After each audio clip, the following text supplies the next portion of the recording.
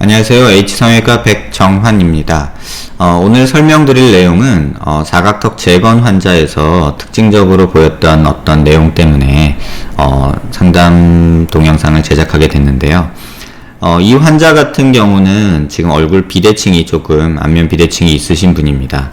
그런데 턱 수술을 하면서 턱끝 위치가 약간 삐뚤어지고 그 다음에 사각턱이 조금 과절제가 된 그런 개턱 느낌이 있어서 제게 이제 사각턱 재건을 의뢰하셨던 분입니다.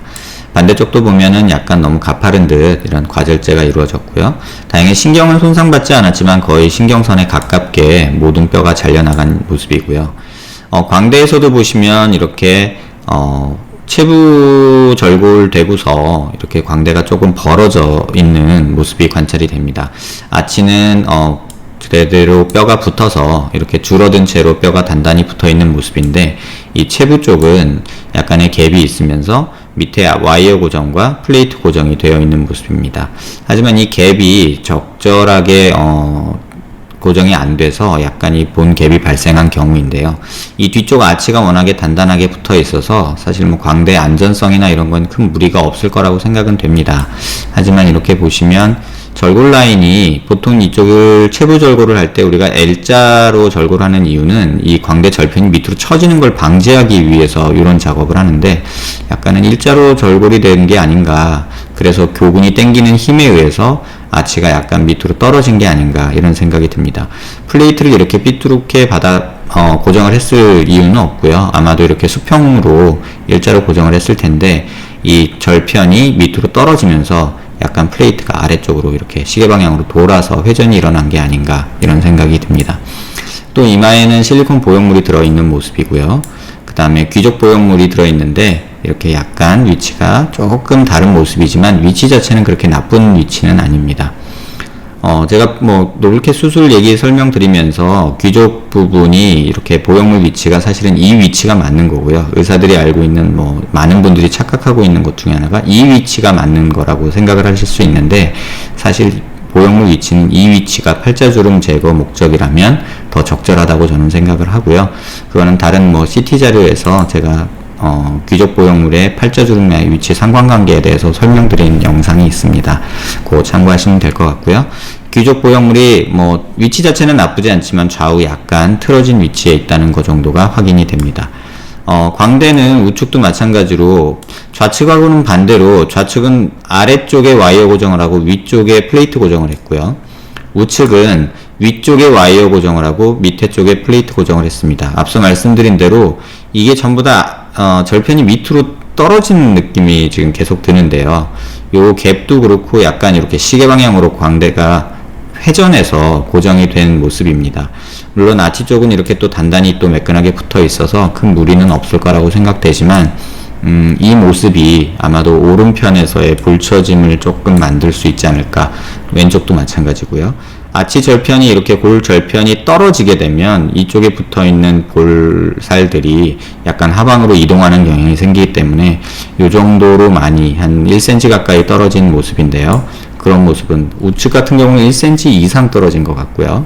그래서 이런 경우는 볼처짐을 유발할 수 있지 않겠나 이렇게 생각이 됩니다.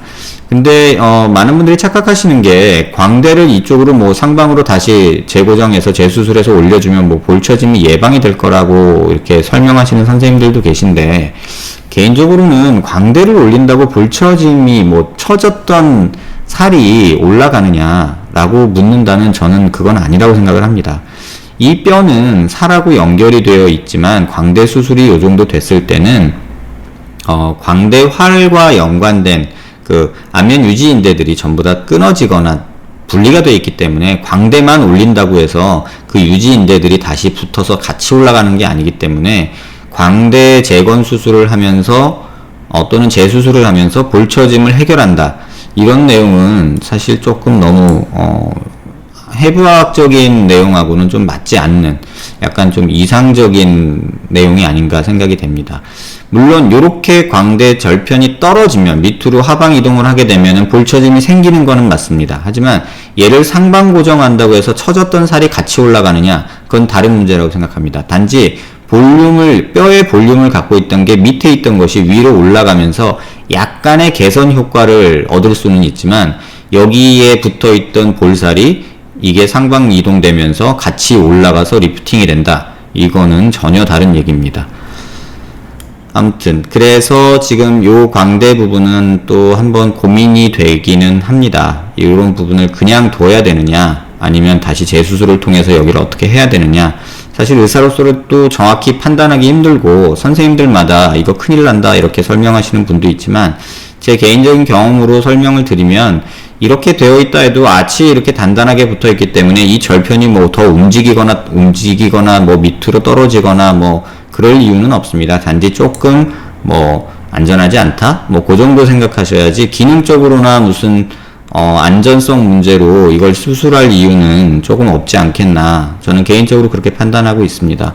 이걸 수술한다고 또 이걸 뭐 부러뜨리고 올리고 하는 과정에서 이쪽의 광대뼈가 또 손상을 받기 때문에 꼭 이거를 해야만 한다, 이렇게 말하는 거는 조금 아닌 것 같고요.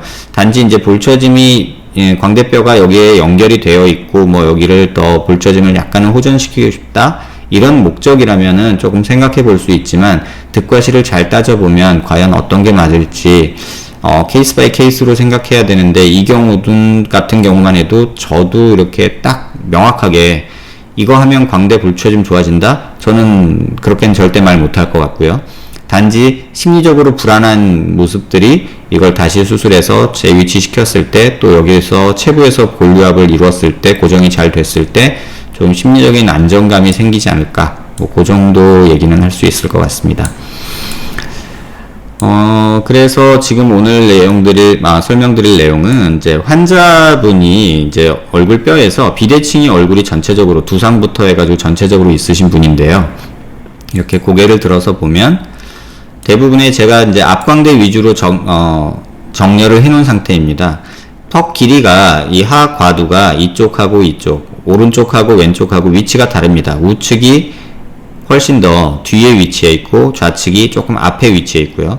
두상도 그거에 맞춰서 얘가 길어지면 이쪽이 조금 튀어나오는 양상이 생기는데, 이쪽이 약간 튀어나오고 이쪽이 약간 뒤로 빠지는 듯한 이런 느낌을 받을 수 있습니다. 그리고 더 중요한 거는 척추가 얼굴을 정면으로 이렇게 딱 놨을 때 이렇게 기울어진 모습이 보이는데, 이거는 스컬 베이스라고 해서 두 개 저부, 두 개 바닥, 그러니까 다시 말하면 머리뼈, 이 바닥뼈가 조금 삐뚤어져 있기 때문에 안면 비대칭 환자의 경우 이렇게 척추가 똑바로 있지 않고 약간 이렇게 기울어진 듯한 모습을 보이게 됩니다. 턱구 수술을 하면서 또 이쪽이 약간 더 튀어나온 양상을 보이고요. 그래서 환자분은 제게 오시기를 이제 과절제된 하악각을 다시 만들어 달라 요구를 하셨고, 턱끝이 조금 이렇게 삐뚤어졌으니 이쪽 부분은 조금 갈든가 잘라내든가 아니면 이쪽을 더 만들던가, 이런 생각을 이제 하셨고요. 저랑 상담하면서는 턱이 더 길어지는 건 원치 않으셔서 이쪽을 조금 더 삭제하는 방향으로 수술 계획을 세웠습니다. 그런데 제가 오늘 보여드릴 내용이 특징적인 건데요. 이 사진을 잘 보시면, 이렇게 하부에서 본 사진을 보시면 이쪽은 절골, 예전 수술하면서 절골된 라인인데, 이 절골면이 이렇게 매끈하게 뼈가 재생이 된 모습을 볼 수 있습니다. 하지만 이런 부위별로 약간 좀 재생이 안 되고 우둘두둘한 부분이 관찰이 되고요. 또 우측은, 이쪽은 아예 비어있는 듯한, 시간이 한 2년 이상 경과가 됐음에도 불구하고 이런 식으로 매끈하게 뼈가 재생이 되는 게 아니라 이렇게 함몰된 듯, 뭐가 차 있는 듯한 이런 음영을 보였습니다. 그래서 사실 수술 후에, 직후에는 이렇게 보이는 게 정상이지만, 수술한 지 한 6개월, 1년 넘어가면은 이 부분이 뼈로 다 메꿔져서 이렇게 절골면이라 하더라도 매끈해지는 게 정상인데, 이게 수술 후 2년이 지났음에도 불구하고 이렇게 비어있는 모습이 조금은 깨름직했고요. 또 오른쪽도 마찬가지지만 왼편도 이렇게 조금 비어있는 모습이 보였습니다. 그래서 수술을 하러 들어갔을 때 이쪽을 박리를 하면서 발견한 소견을 몇 가지 말씀을 추후에 드리겠습니다. 이거 왼쪽은 수술 전 모습이고요. 오른쪽은 수술 후 모습이고요. 이쪽 조금 잘라준 모습이고요. 이쪽 턱끝이 비대칭이 있어서 이쪽 조금 이쪽을 줄여줬고요. 그 다음에 플레이트랑 스크류들은 제거를 했고요. 그 다음에 오른편에 과절제된 모습은 이런 식으로 하악각을 조금 만들어 주었고요. 반대편도 하악각을 이렇게 만들어 줬습니다. 그래서 뭐 많이 원하시는 건 아니었고, 뭐 약간 하악각을 만들어 달라는 환자분 요구가 있어서 이렇게 하악각을 만들었고요. 수술 후 모습에서 이렇게 정리된 모습을 좀 볼 수 있는데, 제가 오늘 설명드릴 내용의 핵심은 여기에 있습니다. 수술 전후 CT 모습이고요. 뭐 앞서 말씀드린 대로 양측 하악각 만들고, 정면 효과는 거의 주지 않기 위해서 정면 효과는 거의 만들지 않았고요. 그 다음에 턱 끝에 비대칭이 있던 부분들 이렇게 살짝 잘라서 만들어 놓은 모습입니다. 그 다음에 보여드릴 내용이 이 내용인데요. 아래쪽에서 본 모습에서 앞서 말씀드린 대로 여기가 이렇게 비어있는 모습이 관찰이 됐고, 뭔가 우둘두둘한 느낌도 있고요. 반대쪽도 좌측도 이렇게 좀 비어있는, 이게 신경관이 노출됐다라고 판단하는 경우는 수술한 지 얼마 지나지 않았을 때인데, 이 경우는 수술한 지 2년이 지났음에도 불구하고 이런 부위가 뭔가 좀 비어있고 뭔가 차있는 듯한 느낌이 있었습니다. 그래서 이건 재건 수술한 후의 모습이고요. 이 모습은 수술한 좌측면의 모습이고요. 수술 전과 후의 모습입니다. 그 다음에 이것은 우측면의 수술 전과 후의 모습이고요. 제가 오늘 보여드릴 내용의 핵심은 여기 있습니다. 아까 보였던 우측면의 그 절골면에 이렇게 비어있고 뭔가 차있는 듯한 느낌은 수술 시에 이렇게 제거를 해보니까 그 사이 공간에 이렇게 하얀 덩어리들이 잔뜩 껴 있었습니다. 이게 오른쪽에서 나온 그 덩어리들이고요. 왼쪽에서는 범위도 좀 작았지만 나온 양도 좀 적습니다. 이게 뭐냐면 본 왁스라고 하는 건데요. 이 본 왁스는 뭐냐면 뼈에서 피가 많이 날 때 지혈 목적으로 의사들이 그 뼈의 그 혈관이나 작은 그 출혈점을 이렇게 메꾸는 때 쓰는 본 왁스라는 재료입니다. 근데 이 재료를 이렇게 많이 쓰게 되면 아무리 피가 많이 난다고 해서 그 해면골, 그러니까 뼈는 피질골, 두터운 피질골과 안쪽에 막성 그 뼈기 때문에 안쪽에 빈 해면골이 있는데, 그 해면골 부위에 이렇게 왁스를 전부 다 그냥 꽉 채워버리면 그쪽에서는 뼈의 회복이 이루어지지 않고 그냥 얘가 이식된 채로 남아있게 됩니다. 정확히 말하면 본 왁스라는 게 결국은 파라핀 같은 건데요. 출혈을 막기 위해서 쓰는 거는 좋지만 이렇게 과다하게 많이 사용한 경우에는 이게 또 포린바디 이물질로 작용해서 뼈의 회복을 방해하는 효과가 있습니다. 그래서 제거하면서도 이게 굉장히 많이 사용됐구나 하면서도 굉장히 애를 먹었던 경우고요.